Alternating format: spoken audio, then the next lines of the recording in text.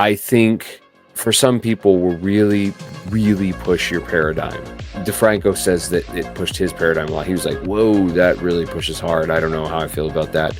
I sit comfortably on this one. But he says that some individuals talked about preborn memories. To me, this is the coolest thing ever. Coolest thing ever. Coolest thing ever. What is up, dark web theologians and 4 dragon friends? Hope you guys are doing absolutely awesome.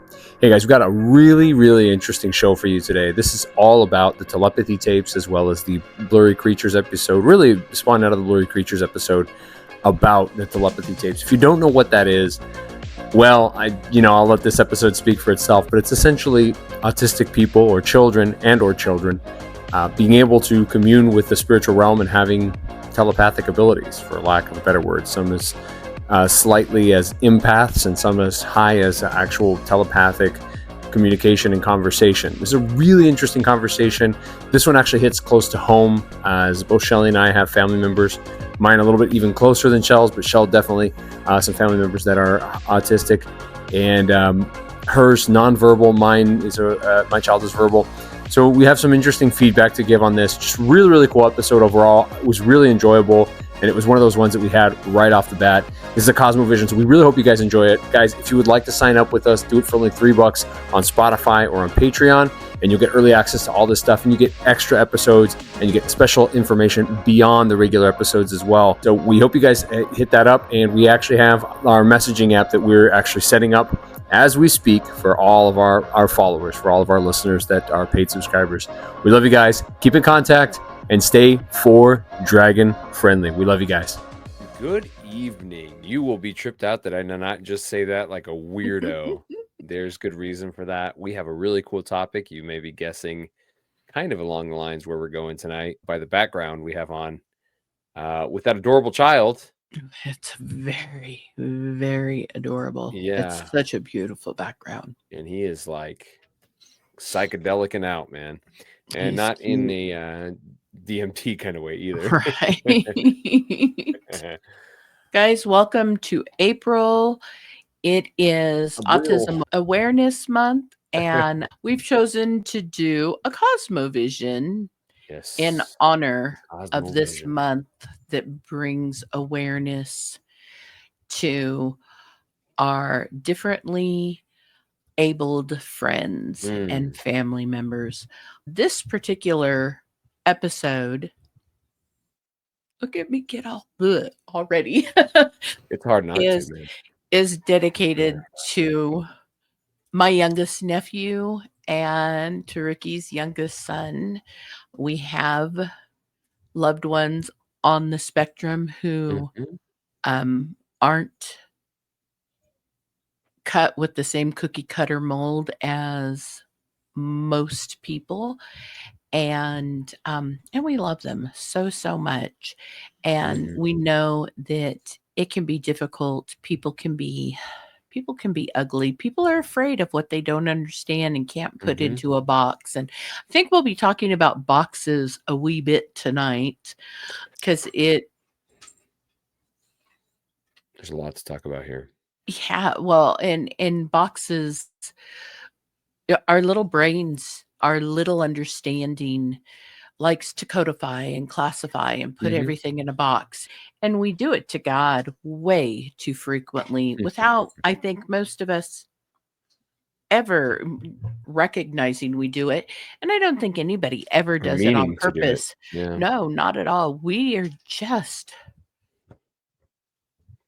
see through a dim, wavy mirror glass. That is that glass darkly that the Apostle Paul talks about. I relate to it so much, and it gives me such meaning when 1 Corinthians 13 says, "For now we see through a glass darkly, but then face to face. For now I know in part, and I prophesy in part.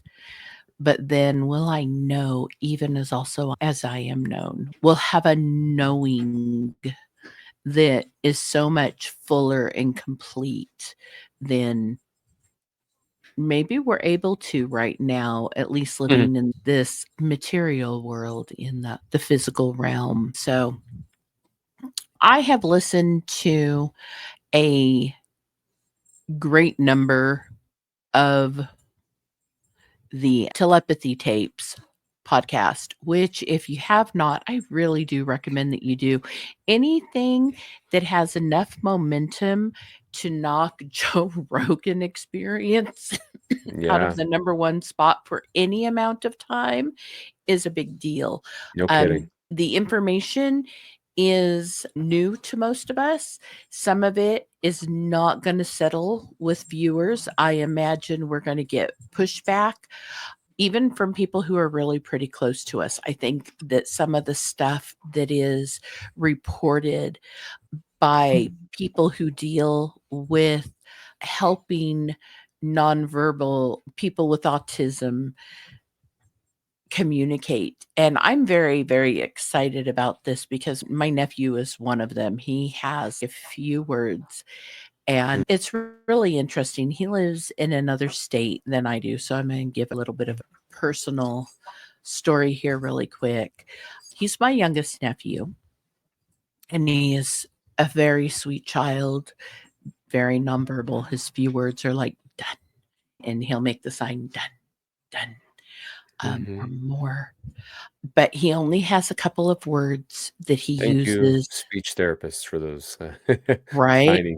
signing, That's yeah. why, hey, he does communicate on a level. My little nephew, we'll just call him little D. He always comes up and cuddles with me. I see him just a couple of times a year at max, and I love him so much. And my desire has always been for him to know that I love him, even though he doesn't know me very well. And when he comes and he settles in my lap and just kind of leans back against me and allows me to hug him, it's a rare treat for a child who is as high on the spectrum as he is.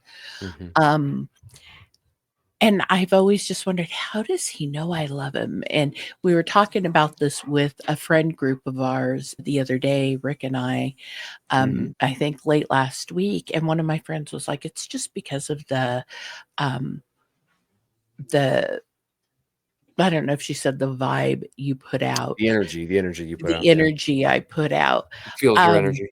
and she said, I feel that way with you. You always make me calm. And that's a cool thing. I want to bring Jesus peace where I go, especially to Sure. those who need it. But I don't know that that's what it is. Mhm. Maybe somehow he gets that I love him and that I'm safe. And that is like a remarkable thing to me. It just leaves me amazed and warmed. I really love that he loves me Yeah. and that he does feel safe with me. And he's your typical kid with autism, loud sounds, bright noises, absolutely send him into a tailspin. He'll have meltdowns. Sometimes he's mischievous. We took him to the zoo one Thanksgiving a few years back, and he started to run off, and his parents, because this is not new news to them, kind of went, and one went one way and one went the other way to meet him cut him off at the pass, as it Corral him, were. yeah. Yeah. And then when we were looking at the animals, it was at night. It was a zoo light event. My family really loves the zoo lights, and we'll do them whenever we can because they're a lot of fun. But he would get so excited, and when something interests him, because he just about vibrates with Mhm. intensity because he loves it. And I was like, man, he does communicate.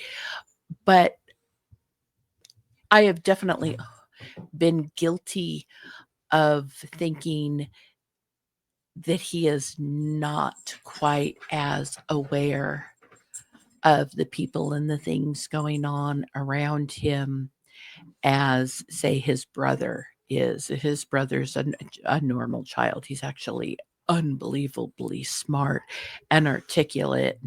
And so What's the term being they a use? big brain, Neuronormative. he is neuronormative, and Yeah. little d would be neurodivergent, right? Yeah. I think God's vocabulary calls them both fearfully and wonderfully made, because Mm. all his works are wonderful. As Psalm 139 tells us. Yeah.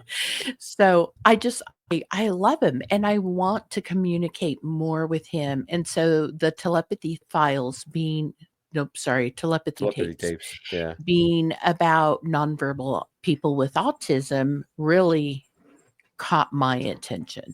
Yes. And I started listening to the podcast. And I think I probably the first day listened to 3 episodes. And I was just blown away by this. And I don't know if my sister and her family have looked into any of this. I can tell you that I want to know more. Next time I see little D, I'm going to be asking him questions and giving him an opportunity to answer me, because he loves his tablet. And he definitely, like every other kid in America, knows his way around his tablet like nobody's business, way more than I do. But I will be treating him differently from now on, not as somebody who's trapped and I hope knows my love, but as somebody who recognizes way more of what's going on around him than I realize. And Yeah. honestly, I think that they see into the spirit realm way more than we do. And maybe that's part of the reason that the brighter lights and loud settings and busy places bother them more, because they're already seeing more than we see and hearing more than we hear and filtering through a lot more input than we are.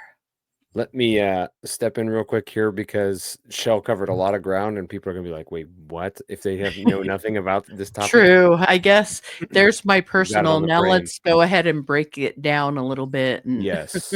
This will probably actually be good that I can do this just because I'm a lot newer to this topic and I've really not watched I haven't watched any of the telepathy tapes. I've been wanting to, they're but so um cool. life, you know.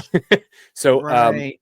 I know about this because I watched the Blurry Creatures episode that actually I had 143. been wanting to watch for a while. Yeah, Mind something or other. I don't know. I posted something about it the other day, which is actually very relevant here, but we won't get into that particular portion of it quite yet. But there's a few terms here that I think are useful to kind of settle. So one is nonverbal does not necessarily mean completely nonverbal, as you might have guessed from what Shell was explaining. It means that the verbalness that they have is not particularly useful for communication to others. It may be communicating something, but it's not communicating anything to like as a dialogue, so to speak. So that is one form. The other form is obviously verbal, right? People that have autism can also be verbal, which means that their communication can be useful. But it doesn't at least in my direct experience, it does not always equal clear communication. It's better than nonverbal, but not always clear. I can attest to this with my own kiddo. So, Joe was also talking about seeing in the spiritual realm and stuff like that. I think it behooves us here to kind of break down some of these concepts in general. And you can step in wherever you feel relevant, Shaw. Again, I'm not super versed on No, this. no, go. I'm really most of this I'm just speaking on from personal experience and having worked with some kids that have severe levels on the spectrum as far as being nonverbal goes, or being verbal for that matter. But what seems to be the case, or what is the case, doesn't seem to be, is that nonverbal autistic people, and I shouldn't say just kids, it's not just kids. Right, right. We always tend to think of kids with autism, not people with autism. But although they are nonverbal, they seem to learn how they teach themselves how to spell things. And they'll use a device or like a tablet type device. Basically, it looks sort of like a version of the times tables that you probably had when you were a kid, but with letters on it instead of the times tables, revealing our age there a little bit, huh? And Right. they use that to spell. Now, this is not like a very common phenomenon. It's not like all these kids are just hanging out spelling all the time or anything. It's not like that. It's really not like that, actually. The guest that Blurry Creatures had on is a very interesting gentleman, extremely, Yeah. extremely interesting life. He was a practicing lawyer, criminal law lawyer for 30, I think it's 35 years. Yeah, And like he always, retired yeah, from yeah. his profession Well, after doing it shoot, successfully for a long time in New if York you, City. yeah, if you, exactly. If you're a lawyer for 35 years in criminal law and you have a long history, yeah, you're going to make some buku bucks. So I'm sure he's retired for a while. And he had always wanted to, he was always drawn to ministry. Always wanted to be a pastor. And he was also always drawn to people and kids with disabilities, in particular mental disabilities, if I understand it right. And he started a ministry, essentially just kind of love on these people and love on their families and stuff like that, because he just wanted to be there. He just wanted to be in the middle of it.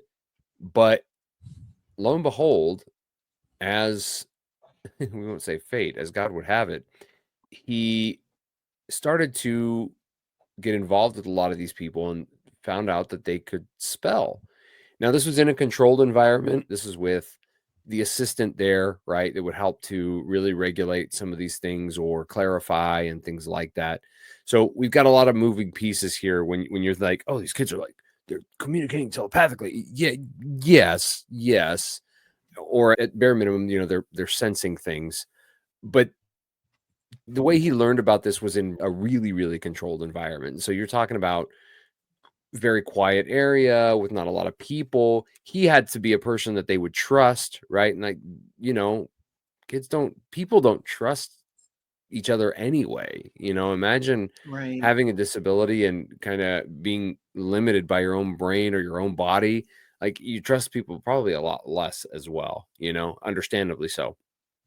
And he kind of got involved with this and started learning that they had really interesting thoughts. And one of the things that, well, just so many anecdotal things that he was talking about were just kind of mind blowing. So, first of all, on a totally nothing to do with the spiritual or the telepathic or anything, just from a baseline to kind of understand some of these people, like they talk about how people would put Barney on for them.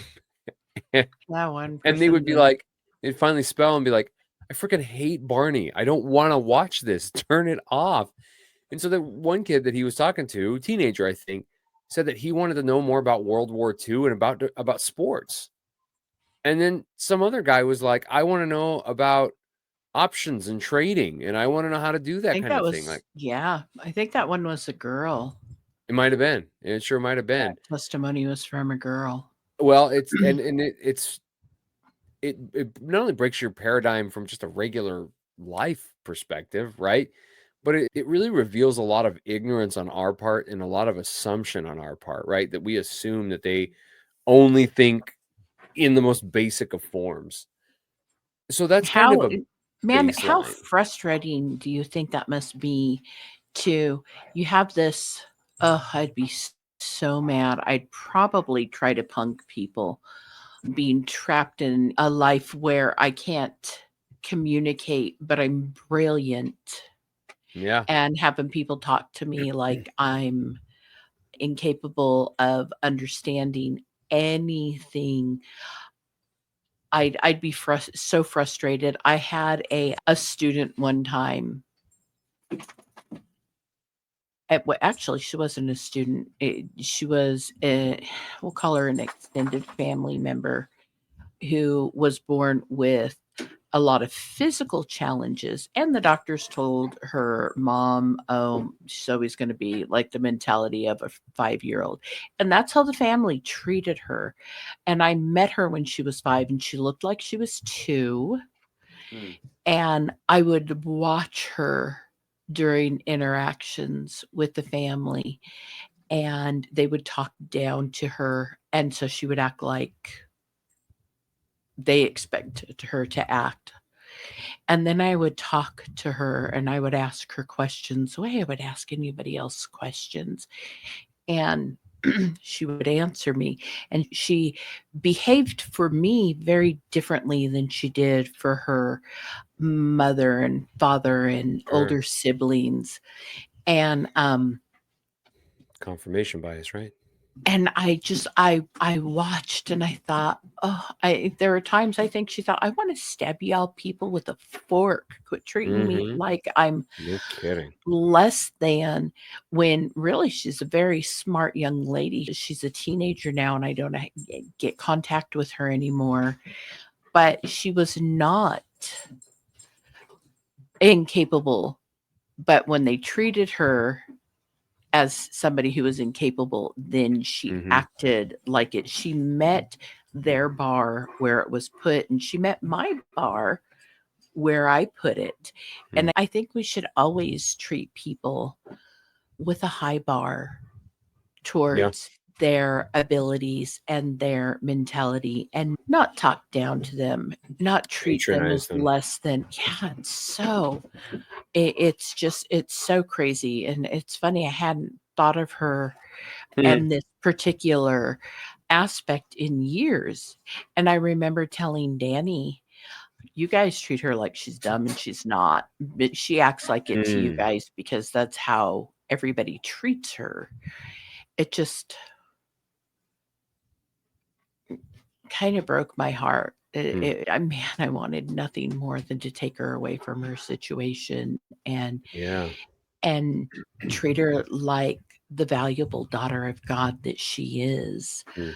And I think that's how a lot of these stories, they have a similar experience. Everybody is treating them like we do with little D, like he doesn't understand what's going on around him because he can't articulate it back to us.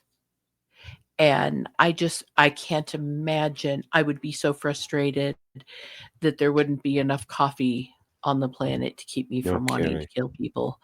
So, Yeah. Yeah.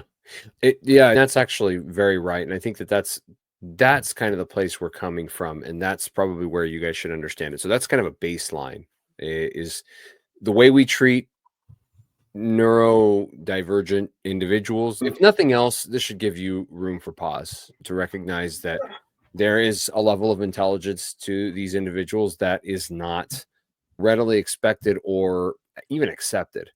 Now, I'm going to mention a few other things. I'm just putting these out there because I think they're really helpful talking points. Because if you're like me, you haven't really looked into this, or you're just getting a footing for it, but you might have had some inklings. Like Shelly said at the beginning, I have a kiddo with autism. He doesn't have a high level of autism. He's a fairly high functioning individual as far as autism goes. But there are things that he does that do not strike me as your common reaction to life like other people would have. Just clearly very non-ordinary in action, in a good way, in a very good way. In other times, very frustrating way. Like I could have a meltdown super easy because the other day my kiddo is in the double digits, let's say, as far as age goes. And just Sunday, Saturday, there was a balloon that came into our yard. He was all excited. He picked it up. He brought it inside and he accidentally stepped on it. That was the end of it for him. Like he was frustrated and crying and calling himself dumb for like half an hour. This is not something that I regularly talk about with people. In fact, I don't ever talk about this stuff. This is probably the first time I've ever openly talked about it, except maybe with my immediate family. Um, and even then, it's very rare that I'll bring it up. It's sort of just, in passing, like, yeah, but this is happening in his life. This is positive. This is that.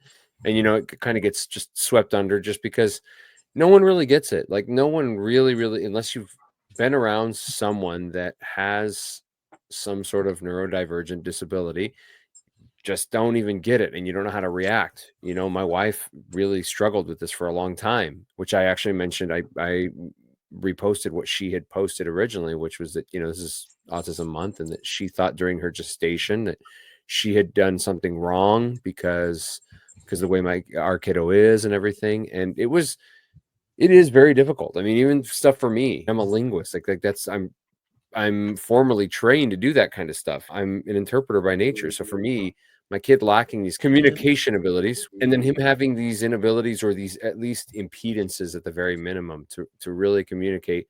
it was really tough for me at first to assimilate that. Not so much anymore. It's kind of not even really all that important to me for the most part anymore. But these are people that it's very hard to live with, and not in a like you don't tolerate them sort of way. Just like their life is There are hard for them, a and lot of extra challenges. there's a lot of baggage that comes with it, you know. And that doesn't mean I would change my child for a second, because I wouldn't. Right, I right. don't want a neuronormative child in place of the one I have who's neurodivergent. I don't want that. I mean, I want my boy, and I love him deeply. But I want to get kind of into this now. I know we're going on almost half an hour, but I wanted to lay a solid foundation before we moved forward. And this portion is just really unexpected. And I'll let Shell jump in wherever she feels like it's relevant here. But it just was a lot for me to absorb too. But there was so much, there was a lot of things that for me just were so fulfilling, I guess, when I heard some of these things. So, like we mentioned, the way that they communicate is through spelling, and they teach themselves to spell because they kind of pick up on what's going on and how things work and so on and so forth. But some of the conversations with this Pastor DeFranco, who was this Good lawyer last previously, name, right. his last name is DeFranco, and he really kind of stumbled into some of these spiritual things. Like, he was not expecting this kind of stuff. But I think, Rick, before we yeah, go get ahead. more into the woo that people will really have a Woo! difficult time accepting, maybe not some of our regulars, Yeah. but let's talk about spellers for a minute and spelling, because yeah, that Pastor DeFranco talks about it, but in the telepathy tapes, they talk about it at really, really cool instances of it. So they give a lot of good examples of where Kai, who is one of the two presenters, talks about how they are very rigorous, because I know I've looked at spelling a lot. I've looked at what the internet says about the Hill, which I definitely, before we're done, want to touch on a little bit, and what the IASC, which is the International Association for Spelling as Communication, and the S2C, which is spelling to communicate. These are two different organizations that work with families of nonverbal people with Autistic kids. autism, Or um, people, right? Yeah. and adults. As a Right, matter of right. fact, you can go to Spellers website, and it's really cool. They go into the method, and it's spellers.com. They have testimonials, they've communications from spellers that people have found amazing ways to communicate with people that they thought were incapable of communication before.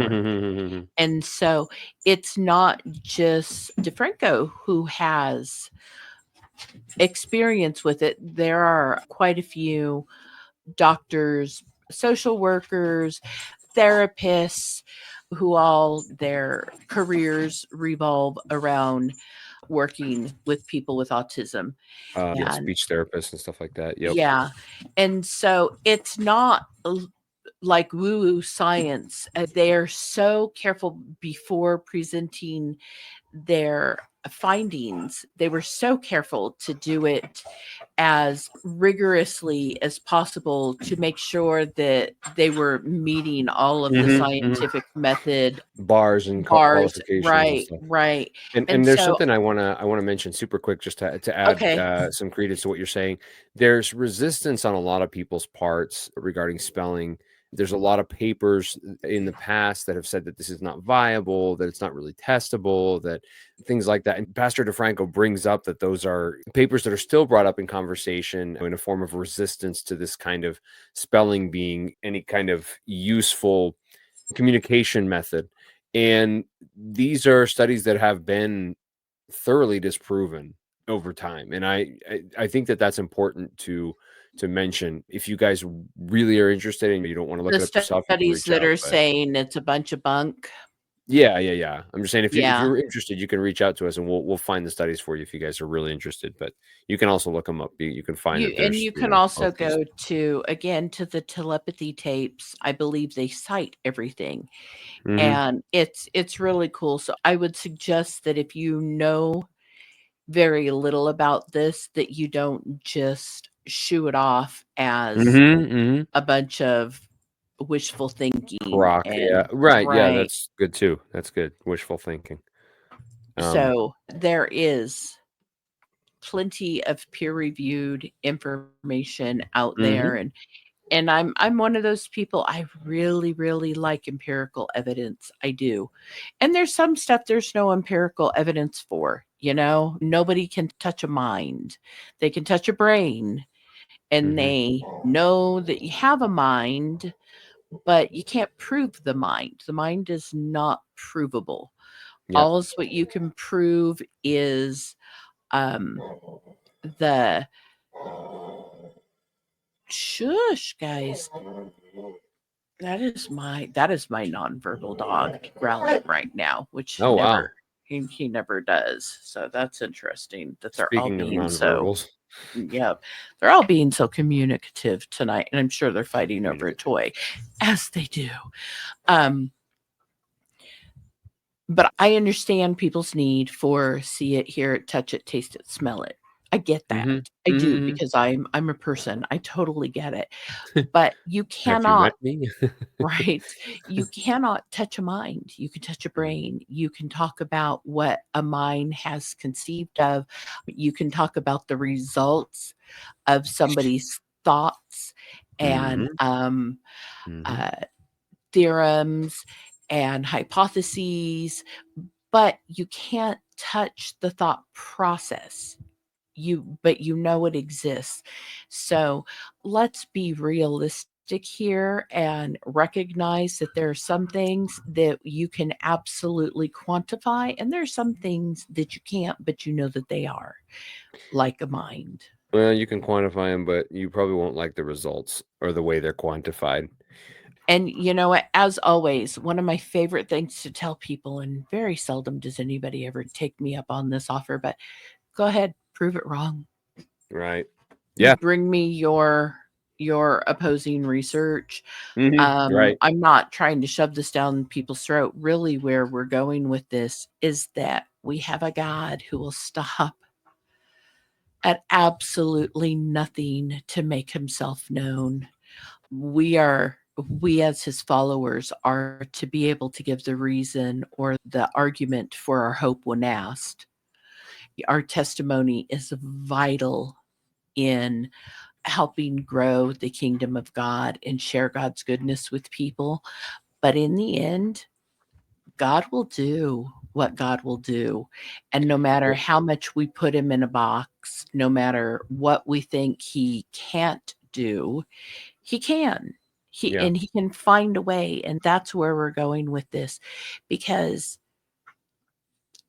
God loves us so stinking much yeah, that he is showing some extraordinary measures that he has taken to make sure that his amazing creation, mankind, his children, have the opportunity to know him.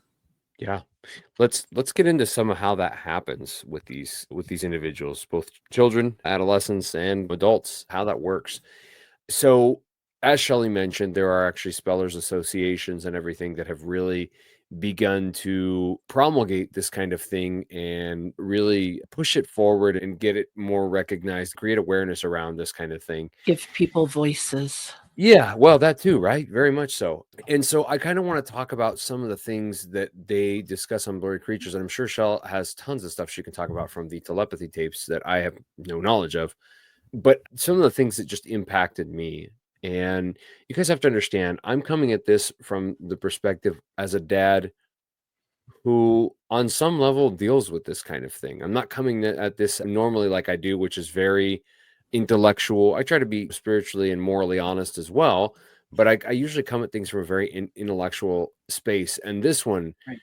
I don't really even have to do that. Like, it already hit home before I even, like, when I saw that this was going to be a topic, I was like, I want to watch this. Like, this is something I want to watch, not for any other reason. I really want to know about it.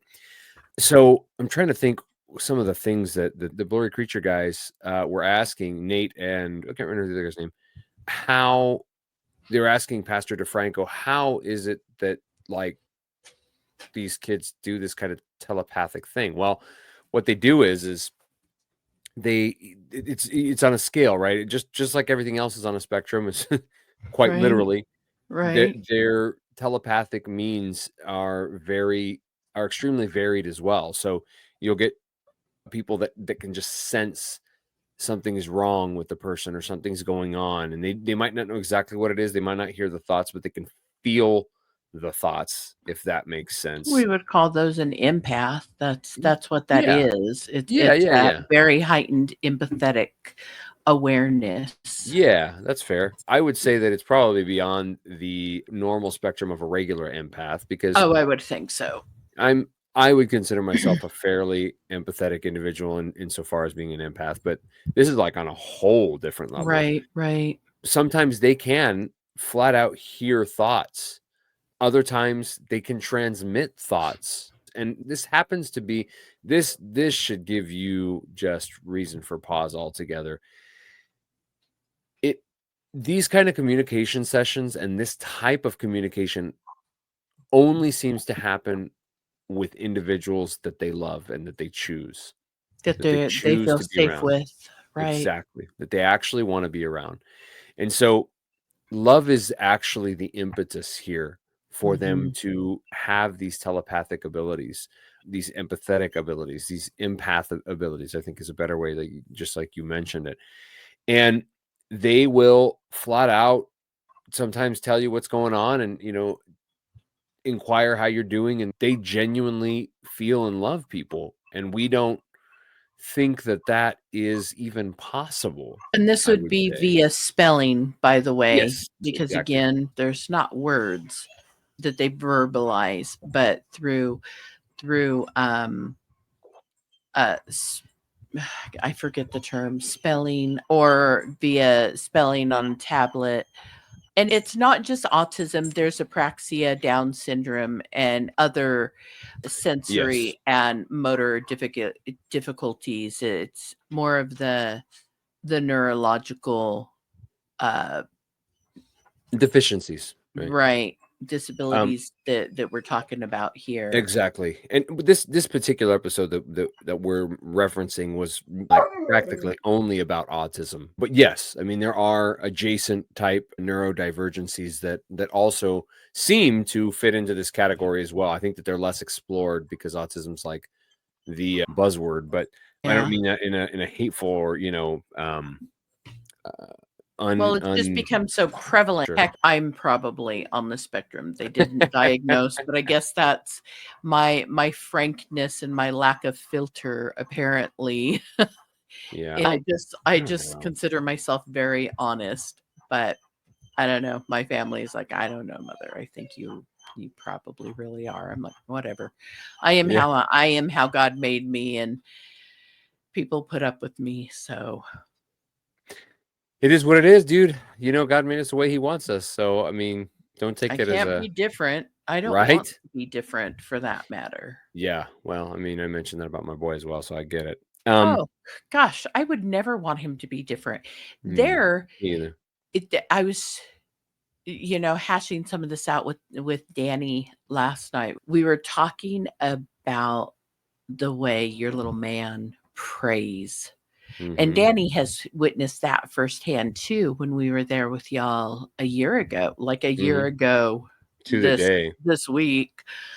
And how he prays with Danny put it, such honesty, and like there's Hmm. so much sincerity, but it's more than that. He prays with such expectation, and you can tell that when he talks to God, he talks to somebody he knows Hmm. personally. Hmm. And like I I will always always take your son's prayers because they're just phenomenal to me. Yeah. But I love listening to him talk about when he's writing a book or Mhm. a movie, or just Yep. he is so tremendously amazing to talk with. And I know I'm not his parent who has to deal with a meltdown or anything, but I mean, come on, I've had teenagers. I've dealt with other meltdowns. Yeah, no Um, kidding. so Other I types of know meltdowns. I know what a meltdown is, and but I don't have to deal with them every day. Yeah. Um, but he's man, he is magnificent. I wouldn't want him different than he is. I get blessed by him all the time. Sometimes after we have finished recording or before we've started recording, he'll go into Ricky's studio and we'll talk for a few minutes. And it's, yeah, I hate saying energy, the energy he brings with him, I don't. but It doesn't bother me at all. but the spirit that surrounds this child is like when you've been out in the rain and you come in and somebody has a robe fresh from the dryer for you and it's all Yeah. snuggly and soft and you put it on. That's what it is like talking with him. So, yeah, I mean, all of that is true with my kiddo. I'm gonna give you That guys is actually some amazing. examples of just Talk about your front tree. so many things. Yeah, I am gonna talk about the tree. Yeah, we'll start there. So Ugh.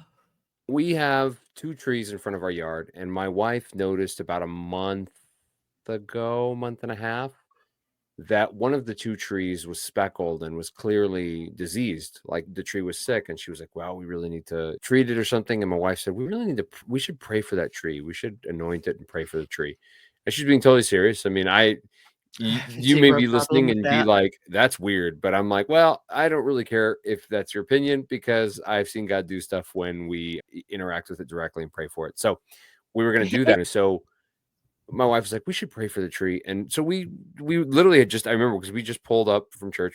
I just backed the car in, and I think we were getting food out that we had just bought, and we were about to head in and eat or whatever, and we were literally just talking there, like kind of gathering our stuff, and my son is already out of the car, kneeling before the tree, praying for the tree out of nowhere, and everybody was like, and I don't know if it was myself or my wife looked over, and sure enough, he's already out of the car, kneeled down, hands and knees, praying position, hands together, full out praying for this tree. Like he's praying for the tree. And then my wife's like, "No, no, no, not that one. It's the other one." And he's like, "Oh, okay." So he goes and he prays for the other tree, and he sits there and prays for the tree. And I didn't even tell you this, but sure enough, 2 or 3 days ago, we looked at the tree, and the tree is completely healed. So The tree say is you're gonna have the best completely. trees on the block. It's wild, dude. He blessed them both. Yeah.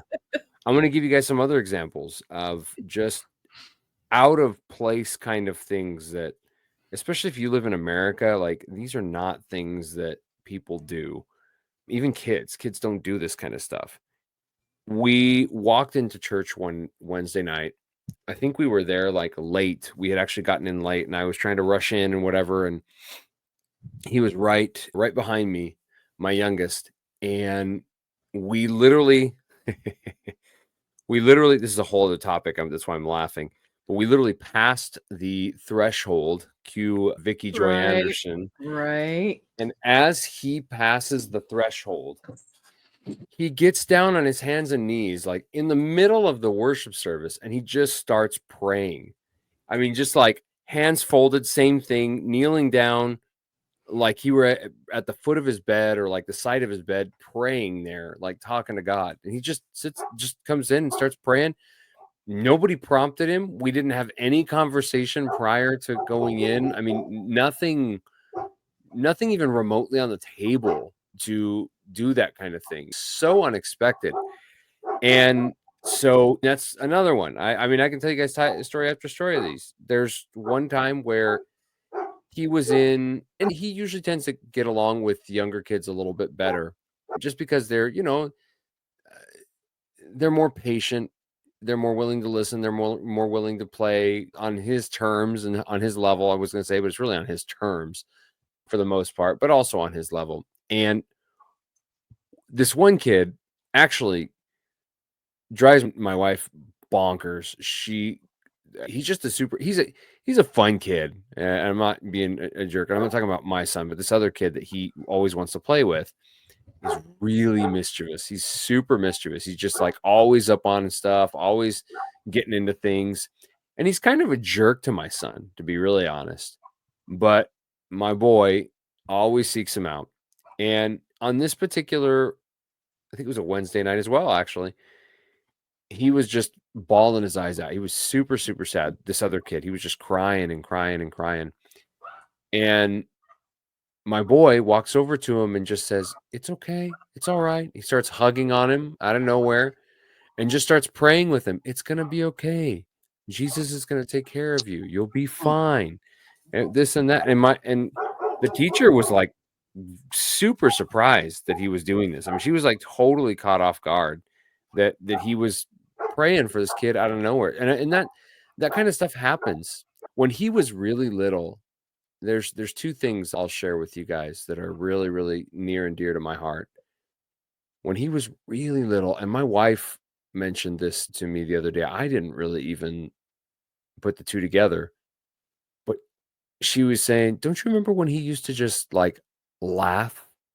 I mean, just hysterically laugh, like by himself, staring off into who knows what. I mean, just looking off in the distance and just, I mean, he would just crack up like nonstop. Like when somebody tells you a joke that makes you cry, like he would laugh like that, like and laugh and laugh and laugh. And we'd ask him, "Why is such and such?" And sometimes he wouldn't even give us an answer. He'd just keep laughing. Um, I mean, my wife she's like, "Yeah, I'm pretty sure he was seeing angels or something like that." I mean, that's probably what it was. And I remember, now this one's super, super, I don't really share this with people, not because I don't want to, but just because it just never, I don't know, just never really, it's hard to talk about your kid when he or she has autism or is neurodivergent, and you're just it's like trying to tell a joke and it's an inside joke and no one's going to get it. It's like that. And so you're like, "Why should I share this?" Well, my boy had hurt his knee. I mean, he was not in a lot of pain or anything, but his knee was hurt. He scraped it real good, and he is freaked out by blood, by the way. He is terrified. He's like, "Oh, I'm gonna die." He gets real freaked out by that kind of thing. So this was, it was a big deal to him. He was freaked out. Like he's afraid he's gonna bleed to death. Like I remember when he was little, he would always freak out that he was gonna bleed to death. Well, anyway, this particular occasion, he cut his knee, he scraped it up good, and he went to bed. We reassured him. I think he was like kind of sad and crying about it and worried, and we were just like, "You're gonna be fine. It's gonna heal on its own. This and that, and blah blah blah." And the next day, he was talking to my wife and I, and I either my wife mentioned it or I asked him, "How are you feeling? How's your knee?" And he goes, "Oh, it's all better. Jesus was in my room the other night and he healed me. He healed my knee. I'm fine now." And my wife and I just looked at each other like, "What?" And I asked him, "Did you see Jesus in your room?" He was like, "Yeah, he was in the room and he healed my knee and I'm better now." And I was just, I mean, I was flabbergasted. I didn't even know what to say to that. I mean, it's as a parent, you don't really even know how to process stuff like that, because you as a Right. parent are like, "I wish I could see Jesus. I wish this would happen for me." And Who is the mother of my nephew. hmm, She was married to my sister at one time. Long story, I know. But I know my sister-in-law felt the same way. Did I do something to make little D be this way? And I think that's a can of worms that doesn't satisfy anybody in the end. I know there are people, oh, it's from vaccines, oh, it's from red number 40, or these unnatural fats in our food, flavor enhancers, whatever, Swath of whatever, all sorts of whatever, random whatever. chemical concoctions. Right. Sure. What I think it comes down to is, as Esther's uncle told her, perhaps you've been placed in this position at the ear of the king for such a time as this. And I think that this uptick in autism is for such a time as this, because God is positioning people with different abilities to make himself known. Confound the powers of darkness. No kidding. I'm going to tell a very quick story, then tie another thing into it. I know there's no quick stories with Shelley. I don't know why I said Mhm. quick. In my You're gonna world, tell a this is story, that's quick. all. I am going to tell a story. So, I have 3 younger sisters. One is 5 years younger than me, one is 9.5 years younger than me, and one is 11 years younger than me. My Mm, 9.5-year younger sister, Jen, when she was little, like toddler, preschool, had a friend growing up when they were little. The family lived next door to us.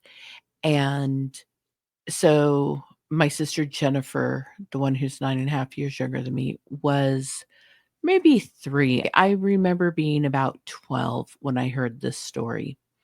And I heard the story like right after it had happened. My sister's friend Justin was a twin. The other twin passed in utero, and his body absorbed mm, his twin. mm. And there's a cancer that results sometimes from it. And it is at that time, because we're talking the 80s, the mid 80s, early 80s, when Justin was diagnosed with the cancer, it was a death sentence for children. Oh, As a wow. matter of fact, he was the first kid with this cancer to survive to adulthood, and he's still alive now. He's in his 30s, maybe creeping into his 40s, actually. Oh, well. But Justy and Jen were not even kindergarten age yet. They were preschool age, maybe between age 3 and age 4.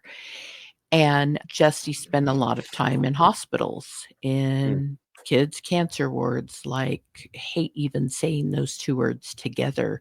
mm, And Justy would lose friends to cancer, mm. other little kids. And one day, his like really good friend that he met in hospital, she died. And when Justin's mom, Cindy, came to tell Justy about the little girl's passing, he said, I know, Mommy. Jesus came and told me. He took her home. She is happy. She's healthy now. She's all better. Mhm. And Cindy didn't know how to process this. So she was not a believer. She told my mother, who is a believer. My mom's testimony is strong. My mom loves like Jesus. It's a beauty to behold. But she told my mom, I don't know if I was in the room or if my mom recounted the story within my hearing.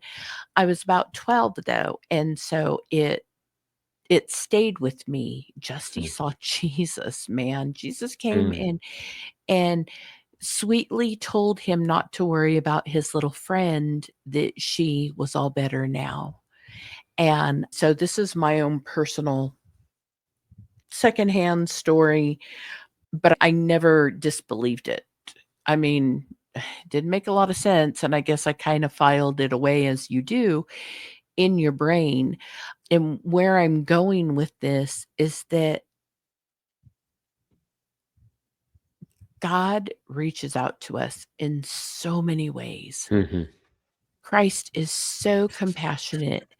I have heard other stories like this, other places, podcasts, whatever, missionaries. I've heard other stories like this. Justy's story isn't the only one I've heard, but Justy is the only person that I knew personally who had Jesus come into his room as a child and tell him something. And I want to take this one more step, and then I'll stitch it all together into a nice little pocket. I don't know. I'm not a seamstress, so a pocket's about all I can stitch together, guys. In 2023, was it just a couple of years ago? Feels like it was a few more years back than that. But Turkey and Lebanon had a massive earthquake. It's funny, I can't remember the date, but I can tell you the quake was a 7.7 on the Richter scale. How autistic of you. I know, right? That's what I can tell you. Well, because earthquakes, I grew up in California. They're very interesting to me. I still get U.S. meteorological data reports of any earthquake probably over 4.0 in America, and any big shaker anywhere else in the world. So at any given time, I can tell you where there have been earthquakes over the past week, because it's just interesting to me. Anyhow, the Turkey earthquake caused massive devastation. And hopefully everybody's like, yeah, I remember that, as they're hearing this. There was a 5-year-old little boy who was dug out of the rubble after 196 hours, which I did the math on a calculator because I'm lazy. And that is a little over 8 days, 8 days and a few hours. This little boy, this 5-year-old boy, was in the rubble.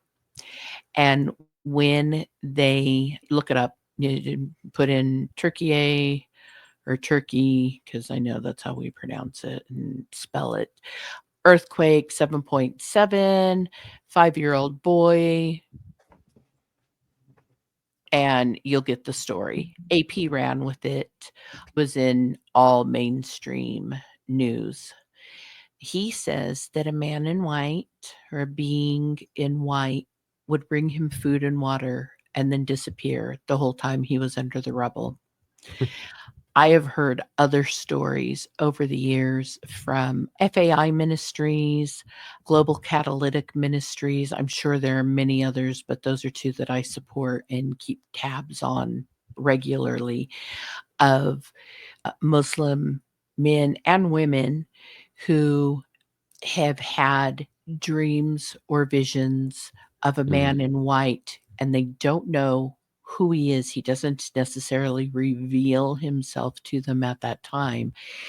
But I think there was a woman in Cairo, and she met the man in white, and the man in white told her to, I don't know, go to this square at this time, and somebody else there had a divine appointment to tell her who the man in white who visited her is. And she's a believer. I think she's been expatriated, so she's no longer in the country that she was in. Her family doesn't talk to her. She's from a Muslim country, and As they don't. Converting to Christianity is the ultimate sin. There have been Iranian men, multiple Iranian men, who have had similar instances where the man in white came and told there's one in particular, I think the name they give him is something like Reza. And Reza, that's funny. he writes down what the man in white tells him, and then God sends somebody else to this man, and he says, "Can I read what you wrote? You wrote something down. Can I read it?" And he says, "In the beginning was the Word, and the Word was with God, and the Word was God. The same was with God in the beginning. By him were all things made. Without him was nothing made that had been made." And the man who didn't see the visitation tells him, "That's Jesus." That's Isa. That's Isa, which is the Muslim variation for Yeah. Yeshua. And the man becomes a believer, maybe even his family. There are multiple stories like that. Look them up for yourself. You've got the internet just like I do, so people can look them up. But it's so encouraging to my heart. It's like when Chief Joseph Riverwind talks about the Taino, Taino. Taino Hmm. um, tribe in Puerto Rico greeting Columbus and his group as he found them wandering in the water, as they like to tell the recounting. They had already known that there were going to be the people coming with the leaves to tell them more about the creator Yah, because they had been visited by the man in white, by the glowing one who was so bright you can't look at his face. And they were told somebody's going to come who has more of the story for you. And there are so many of these incidences where Yeshua steps into time to come and make his acquaintance, or make their acquaintance with him would be more accurate to say, because he already knew them. Before I formed you, I knew you. Before you were born, I called you. David says it a little bit differently, but I think that was Jeremiah.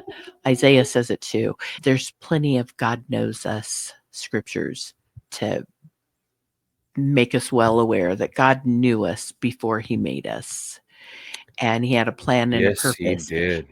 And so Yes, he did. all of that to say, I can never discount what people tell me or the stories that I hear of people's encounters with God.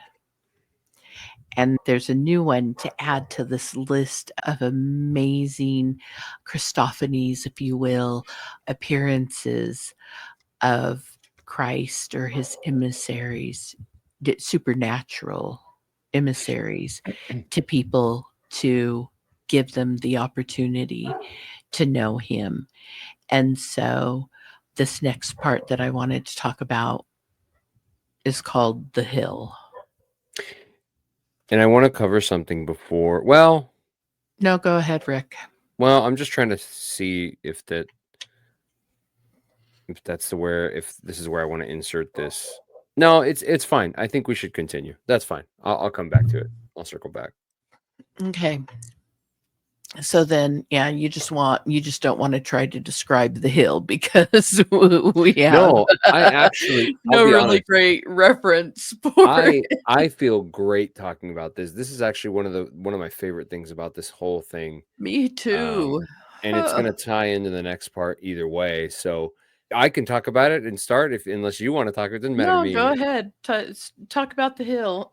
Well, so as Pastor DeFranco is talking to these people, there's one individual in particular that he's writing a book about currently called Cody, whose name is Cody. Oh, that's And right. he's writing a book called Decoding Cody. And it basically follows Cody's journey as far as spelling and tons of supernatural stuff. One, not the least of the fact that Cody is in a session, and by session I mean a conversation essentially with some other spellers. And the way that these sessions tend to work is that, again, they have to be with somebody that the individual feels that they love and that they are comfortable with. And in this case is Pastor DeFranco, who kind of, I guess we'll say moderates or facilitates is a better word. He facilitates these these discussions, and they're very slow moving discussions since they're spelled, as you might imagine, right? And there's like an assistant that these individuals usually have to help them, because a lot of them not only have fine motor skill difficulties, but overall motor skill difficulties, but especially Right. refined motor skills. And so writing is hard. That's why when they spell, they Point out tap to the the letters buttons. on the board, or Correct. or use an electronic device. Yep. And I don't even remember in particular how it comes up in conversation, but one of the individuals says to the other, "Hey, meet us at the hill tonight." And Pastor DeFranco was like, "What? What?" Um, and he's like, I don't know. I can't remember the autistic person's name that he's talking and spelling with. So we'll just call him Tony. I can't think of it. I don't remember his name. So he says, "Tony, what are you talking about?" Because Tony says to Cody, Cody is one of the other autistic people Cody's as the one well. that the book's being written about. Correct. So Tony says to Cody, "Cody, meet us at the hill this evening." And Pastor DeFranco goes, "What's the hill?" And so Tony says, "Oh," and Cody says, "I really wish I could. I would really like to, but it's so hard for me to come back to my body." And then Pastor DeFranco goes, "Whoa, whoa, whoa, whoa, whoa, what?" And so he asked Tony, "Well, what is that? I mean, what is the hill? What's going on here?" And Tony says, "Ask my assistant." And Pastor DeFranco turns to look at the assistant that helps Tony, and this woman's face goes pale white. I mean, she's just totally caught off guard. And so she starts explaining to Pastor DeFranco that one time when she was dreaming, one night she had a dream where she went to this hill. Jesus was there, and all these people were there, and they were all having, A good old time. yeah, we would say in Spanish, I can't think of a good word in English. There's not really a good one, but in Spanish, it's convivio. It literally means living together. Yeah. They're all there living together. And the reason it's hard for him to come back to his body is because he's completely free at the hill. Now, the hill is a complicated place because it should be mentioned as well. All these individuals that make these claims or make these offhand statements, it's not just one of these people. It is multiple accounts of almost identical explanations of the same kind of thing, that they in their dreams leave their bodies and go to this place that is the hill. And heaven We is not far off, but it's not quite heaven either. And they're conscious of all this. They're very aware that all this is happening. Sorry, go ahead. the telepathy tapes talks about this as well. They talk about the hill as well. Anything you want So to it's add? I no, didn't know.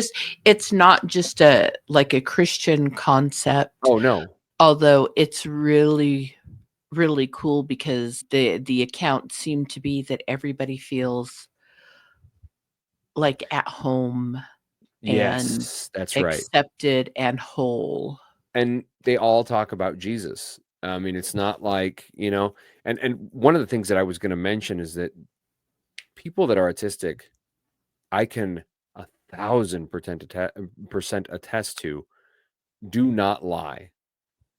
They do not True. tell lies. It is so hard. If you only knew how my son, when I've caught him in a lie, he's like, "I'm sorry. I'm sorry. I'm sorry. I'm sorry. I'm really, really sorry. I'm sorry. Forgive me. I'm sorry. I'm sorry." Like, he won't let himself live it down. Like, you don't understand.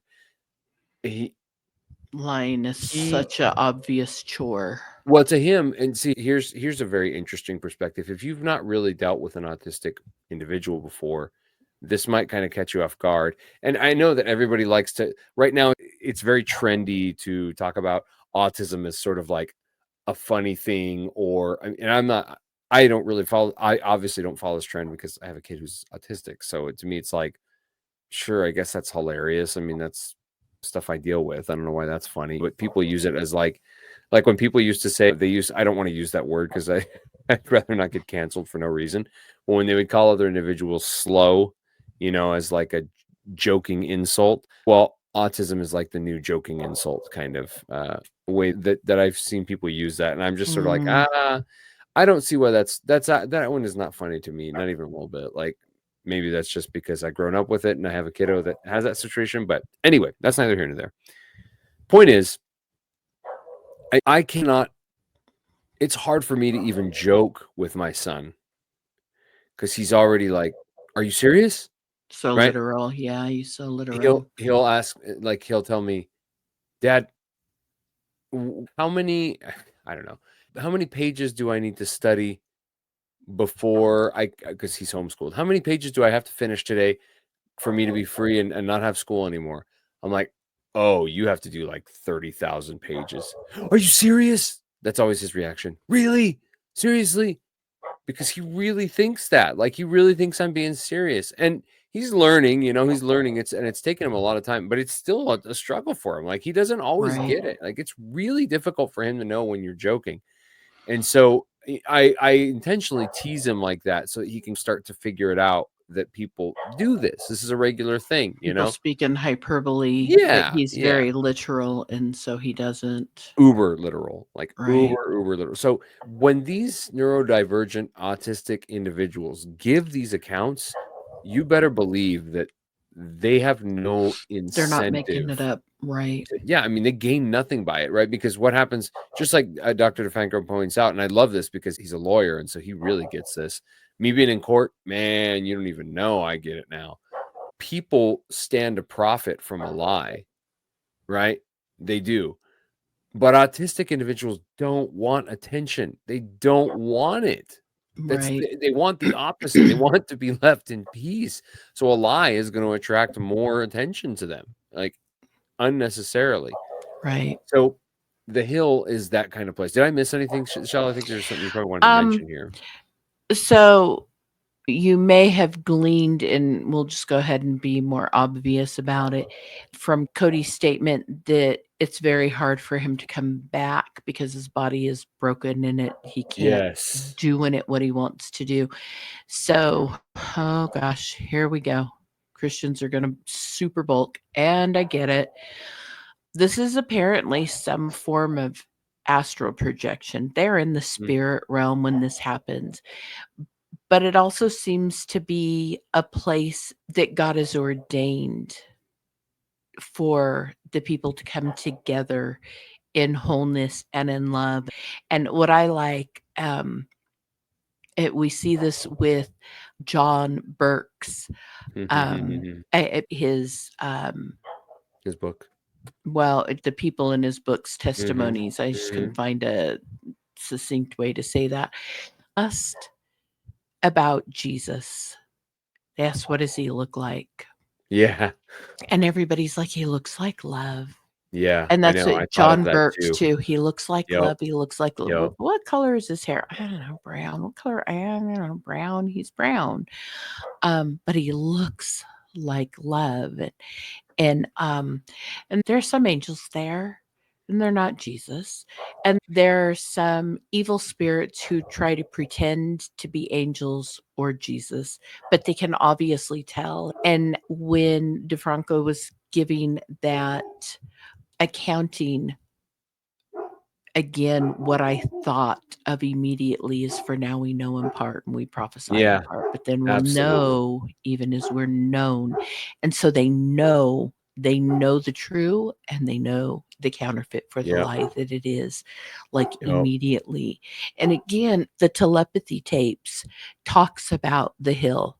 They take out the Jesus-y parts because they're not faith-based. They're trying so hard to put forth scientific evidence and to be taken as credible, so you don't get this aspect of it. But if you have the opportunity to be in touch with the spellers, or if you have somebody in your life who is nonverbal, and you can get the communication lines going, you might be surprised what you'll find out. I'm sure you will. I don't know what this is in preparation for, but I know God always does things intentionally and very, very well. And I'm wondering, as the spirit realm becomes more and more obvious and prevalent in the material realm, if this is one of the mechanisms God's going to use to bring clarity and truth and glory, obviously, to himself, because that's what he does. But he does all things for his glory and for our good. So that's kind of where I think this might be going. Now, can we prove the Hill? No. I mean, no. We can't prove it. Again, I also can't prove your mind. I can't prove it. It's one of those things that is not measurable by the sciences we have currently at our disposal. I almost said disposable. At our disposal. It's not. Do you want to check it out? I mean, knock yourself out. I don't care. Do you think I'm a wackadoodle? Megan. All right. Yeah. My feelings are hurt. Oh nope, I'm over it. I'm good. Right. It's just a fascinating aspect about this, and I think we'll see more.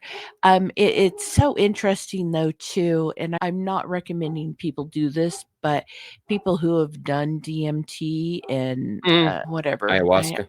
ayahuasca, magic mushrooms, whatever. It they have trips into the spirit realm. I hate calling it the astral realm because it has a super negative connotation to me, Mhm, mhm. but the same entities show up. There are the same landmarks for people who have never talked to one another ever in their whole Yep. life. They're 75 degrees removed from each other, and they give these accountings that are the same, these same things, which tells me that even though I can't see, hear, touch, taste, smell it, it's something that's real. It's just also something that's other. And we don't have a lot of reference for other. We live in a society and a culture that hates other in every form or fashion. That's why anything that is not mainstream norm is open for ridicule. Right. And I get it. What we're asking you for right here is seek A big God ask.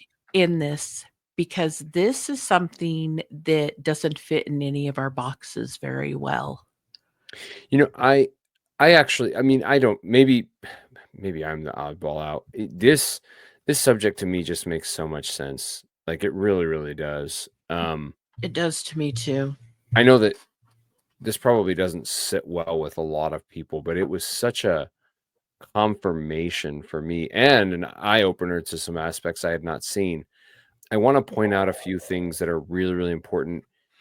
I want to emphasize, I know I sort of said it, but I really want to emphasize how much these neurodivergent autistic individuals point to Jesus. They do not point to themselves as heralders or super important or people to their spelling for you to come and consult them like they were a medium. In fact, they tell you if you ask them, they're like, dude, go read your Bible, go pray, like go talk to God. You shouldn't be asking me these things. You should be seeking him. And that's really the ultimate point, obviously. But I also want to, there's a few things I wanted to get to that Shelley was talking about. We're kind of leading to one of the things, and this I think for some people will really, really push your paradigm. DeFranco says that it pushed his paradigm a lot. He was like, whoa, that really pushes hard. I don't know how I feel about that. I sit comfortably on this one. I sit comfortably on this whole topic, frankly. But he says that some individuals, obviously, this is very personal information, but that some of these individuals have talked about preborn memories. And this is to me, this is the coolest thing ever. So I'm coming N- at this. Go ahead. Not previous life Yes, exactly. memories. Exactly. Preborn memories, not previous life memories. We actually only have one life. There's not two. You have life in different phases, and you have death of certain things, but you only have one life, except for Jesus, YOLO, right? YOLO, JK. So I want to get to this point, which I think is very fascinating. I'm coming at this perspective from having really studied East Asian and, well, frankly, Asian, right? Asiatic religion in conceptual values, realities, and so on and so forth. And one of those in particular is the cycle of samsara, which is the Buddhist belief, right? Well, there's some other beliefs. There's many other beliefs as well that believe that everything is cyclical. I mean, that's what the entire caste system is based on, right? That you're part of this level of society, and next life you'll be part of X, depending on how meritorious your current life you're living Right. will be. And this cycle, okay, we'll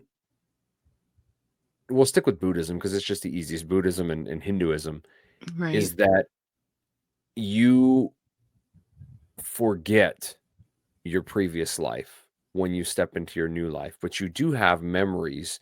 It's like your soul has those memories, but they're soul memories. They're not new life body memories, is the easiest way to phrase it. When I was talking to Vicky, when I brought up those books to her about the Red Dream, remember I showed her those books? They were like a 4-set. Oh, yeah. Uh-huh. Okay. In that series, in that novel, there are portions of that novel where Buddha is talking to a flower, like we might think of it like a lotus. I can't remember what kind of flower it is. It might be a lotus, but that lotus is there with Buddha in the afterlife or the in-between life, whatever you want to call it, in the heavens. I'm using just familiar terms. I know that those are not the regular terms that most people would use. That's okay. And what they discuss, I'm getting to my point here. What they discuss is when these lives expire and they go to this place where Buddha is at and where this lotus flower, this living sentient lotus flower is at, it tells them what their next life is going to be. It evaluates everything. And there's this constant conversation in the book between this lotus flower and the Buddha. And it's reflecting on all the interactions that are happening on Earth while they're in their other dimension or other world or other realm. And it's very clear that that whole concept is that these memories will be lost. Well, what's crazy is that some of these individuals report having preborn memories. And it's like that. It's like that because it's like I was with God beforehand and God told me, and this is so and I Right. use this very, very literally. This is transcendentally beautiful. God asked them, here's the thing. Do you want to go into this body that will be broken and battered and you will suffer, but you will go because you will glorify me? Do you want to do that or do you not want to do that? And obviously they say that they do, and they get to choose their parents, in particular their mom, because one of the children told her, his or her, I can't remember if it was him or her, Mom, I chose you because I knew that you would be able to deal with it, that you would be able to take care of me appropriately. Wow. That is so powerful. And so I want to come full circle to what you were talking about. And I think this is really encouraging and helpful and important for people to hear. Yes, government agencies, NGOs, or evil companies disguised as NGOs, and just flat out secret societies, high levels of Evil humans. evil humans and other creatures in league with us or calling the Right. shots and helping to organize. Yes, in part, they are causing stuff like this to happen for neurodivergencies to be more prevalent. I have no doubt in my mind. That might be highly controversial, and you might be really pissed that I just said that. Sorry, Just tough beans. I got a but kid that but good God for you. but God is Exactly. using what they That's designed for exactly evil right. for his good. The story Yes. of Joseph just Surfaced. it resonates in this. What Mm, they mean for evil or what the enemy means for evil. I know Joseph says this to his brothers. So he says, what you meant for evil, Yeah, God has turned around and worked for his good. that's right. And exactly, regardless of the Evil physical agenda. circumstance, Yeah. right? God's will is always perfect. It is good. It seldom is easy or comfortable or nice. It is effective. It brings him glory, and it brings amazing blessing to the obedient. And so I can see pushback with this, Yep. That's okay. except that God does this all the time. All the time, the enemy does something. I don't know, nailed the Son of God to a stake and thought he had won until Yeshua showed up down in the lower pits of Well, Tartarus and took them captive. it's super biblical. Like Christ tells us, God tells us that he uses the weak and lowly things of the Right, world to confound the wise. Like he does right. that on purpose. And you guys, you should know us by now. You should especially know how much I harp on this personally. That doesn't just mean humans. It Right. really, really doesn't. It means it confounds the twisted Well, plots who's and way high wiser thinking. than humanity? That would be the angelic, um, fallen Yep. and true. Yep. They are wiser than we are. If Yep. nothing else, than their time spent, their proximity to Yahweh, the time they've been around mankind, seeing how we are an open book. We are very easy to read for them. They Yeah. don't know all things though, because if they did, then they wouldn't Yeah. carry on with their machinations if they understood how God was going to use it, Yeah. how he was going to turn it. And I Yep. don't know if you have much more to say here, Rick, on the No, I'm done. topic. Pretty much I am too, except to say that if you want more information on the resources that we have found, we will happily share them. I'll be putting all the Um, stuff in the show notes. So if you want to reach out to us, the Christian Theological Dark Web at gmail.com, go to our solo.to /the CTDW landing page and click on the link to posting it now. Here they email are. us. You can message us on Facebook or Facebook, Instagram. Instagram, TikTok, on X. You can find us on X.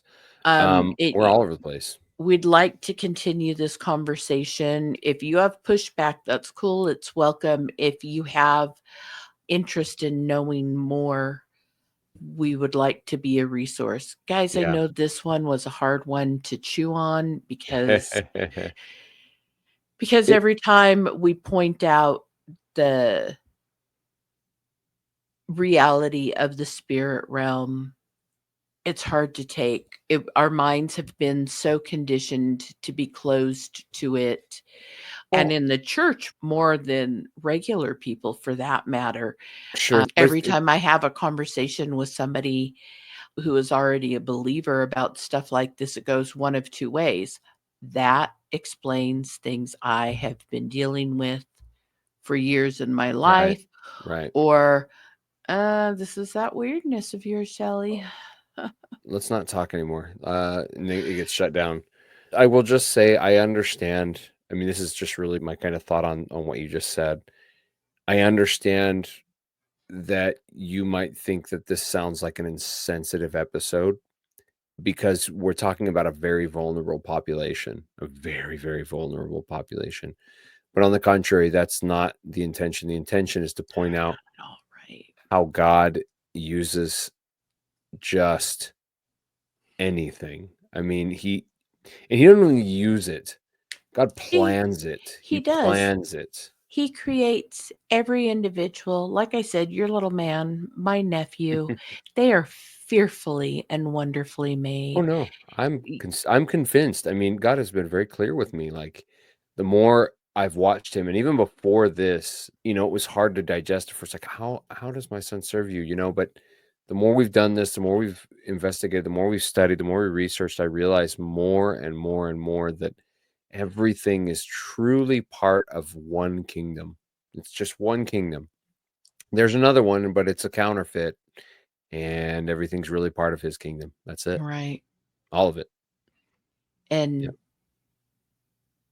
for his glory and for our good, we are created differently from one another.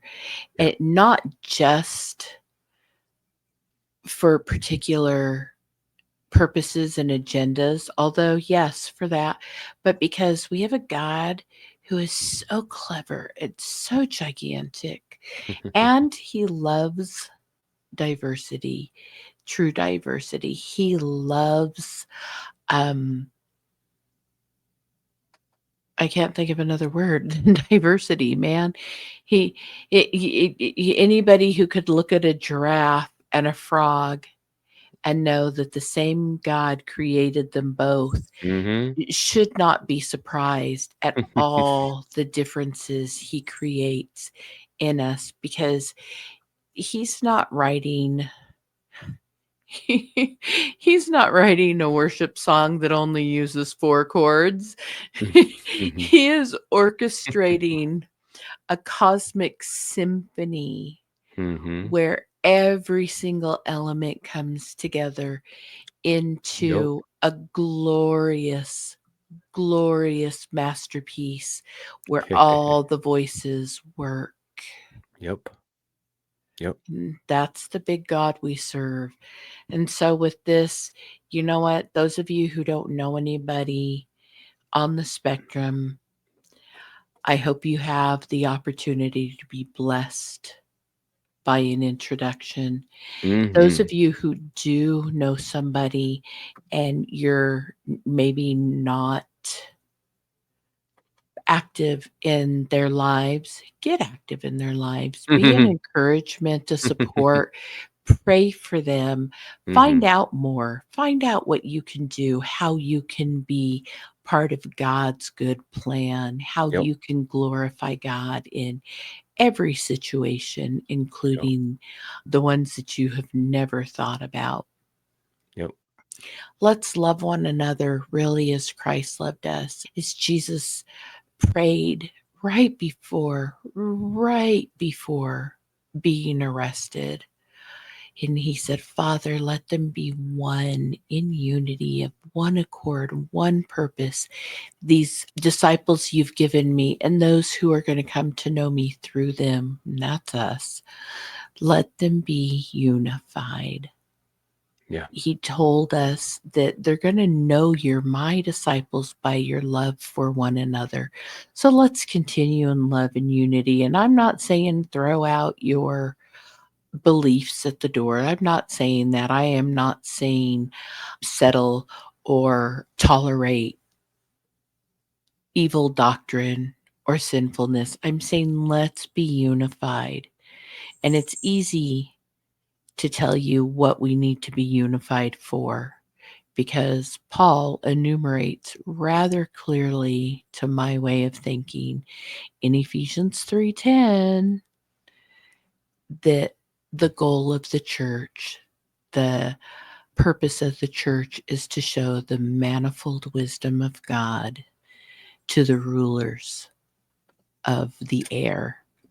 So we can be unified in doing that and showing God's manifold wisdom, his amazing glory, by loving the way Jesus loves, and Yep. by seeing the purpose and the beauty and the wonderful fearsomeness with which he creates each and every one of us.